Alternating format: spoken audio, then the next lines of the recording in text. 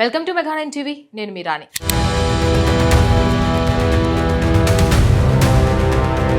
Visakhapatnam to Vizianagaram. ఇప్పుడు ఈ national highway మీద వెళ్తుంటే ఎటు చూసినా వినిపిస్తున్న ఏకైక పేరు భోగాపురం. రేట్లతో సంబంధం లేదు, గజం స్థలం ఉంటే చాలు రాత్రికి రాత్రే కోటీశ్వర్లు అయిపోతామనే రేంజ్ లో నడుస్తుంది అక్కడ real estate. Greenfield international airport నిర్మాణంతో ఈ పేరు ఇప్పుడు గ్లోబల్ ఇన్వెస్టర్ల నోళ్లలో నానుతోంది. అయితే కేవలం ఎయిర్పోర్ట్ రావడం వల్లే ఈ ఊరికి ఇంత క్రేజ్ వచ్చిందా? No, never. ఆ ఊరి పేరులోనే ఒక మాస్టర్ స్కెచ్ ఉంది. అసలు ఈ ఊరికి భోగాపురం అనే పేరు ఎలా వచ్చింది? చరిత్ర పుటలో తిరిగేస్తే వందల ఏళ్ల క్రితమే ఈ గడ్డపై జరిగిన ఎకనామిక్ గేమ్ ఏంటి? పూసపాటి గజపతుల కాలం నాటి ఆ గోల్డెన్ హిస్టరీ ఏంటి? నాటి వ్యవసాయ కేంద్రం నేటి గ్లోబల్ ఏవియేషన్ హబ్ గా ఎలా మారుతుంది? Let's watch.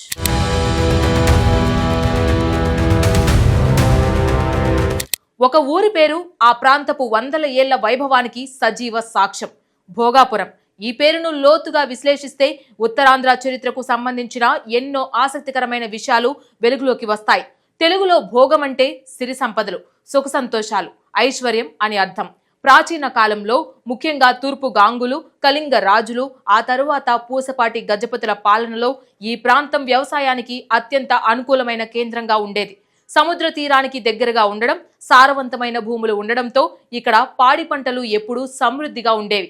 ప్రజలు ఎలాంటి లోటు లేకుండా భోగ భాగ్యాలతో జీవించిన ప్రాంతం కాబట్టే దీన్ని భోగాపురం అని పిలిచేవారని చారిత్రక ఆధారాలు చెబుతున్నాయి.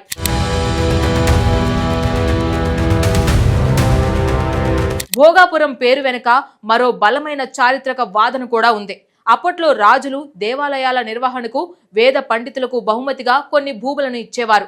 వాటిని భోగపు మాన్యాలు, దేవభోగాలు అనేవారు. అలా మాన్యాలుగా పొందిన పచ్చని భూములు ఉన్న పురం కాబట్టే ఇది భోగాపురం అయిందన్నది మరొక వర్షన్. ఏది ఏమైనా భోగాపురం అంటేనే నాడు సిరి సంపదలకు ఒక బ్రాండ్ అంబాసిడర్. మరి ఆనాటి చరిత్రకు నేటి ఎయిర్పోర్ట్ కు ఉన్న లింక్ ఏంటి? ఇది తెలిస్తే మీ మైండ్ బ్లాక్ అవ్వాల్సిందే.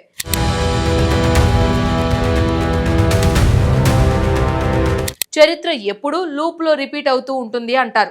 భోగాపురం విషయంలో అక్షరాల అదే జరుగుతోంది. వందల ఏళ్ల క్రితం కేవలం సారవంతమైన మట్టితోనే సిరి సంపదలు సృష్టించిన ఈ నేల ఇప్పుడు ఏవియేషన్ టెక్నాలజీతో వేలాది కోట్ల పెట్టుబడులను ఆకర్షిస్తోంది. నాడు ఎడ్ల బండ్లపై వ్యవసాయ ఉత్పత్తులను రవాణా చేసిన ఈ గడ్డపై నుంచే రేపు ఇంటర్నేషనల్ కార్గో ఫ్లైట్స్ దుబాయ్, సింగపూర్లకు టేక్ ఆఫ్ అవబోతున్నాయి. ఎయిర్పోర్ట్ రాకతో ఈ ఏరియాలో ఐటీ కారిడార్లు, స్మార్ట్ సిటీలు, ఏరోట్రోపోలిస్ ప్రాజెక్టులు క్యూ కడుతున్నాయి. దీంతో రియల్ ఎస్టేట్ రంగానికి రెక్కలొచ్చాయి.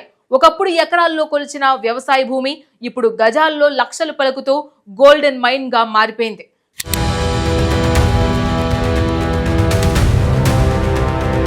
పేరులోనే ఉన్న ఐశ్వర్యం దశాబ్దాల పాటు సైలెంట్ గా ఉండి ఇప్పుడు మోడర్న్ డెవలప్మెంట్ రూపంలో సునామీలా విరుచుకుపడుతుంది. నాడు కేవలం ఉత్తరాంధ్రకే అన్నం పెట్టిన ఈ కుగ్రామం రేపు ఏపీ ఎకానమీకే జెట్ ఇంజన్ లా మారబోతుంది. మరి రానున్న రోజుల్లో విశాఖ టు విజయనగరం కారిడార్ ఇంకెన్ని సెన్సేషన్స్ క్రియేట్ చేస్తుందో వేచి చూడాల్సిందే.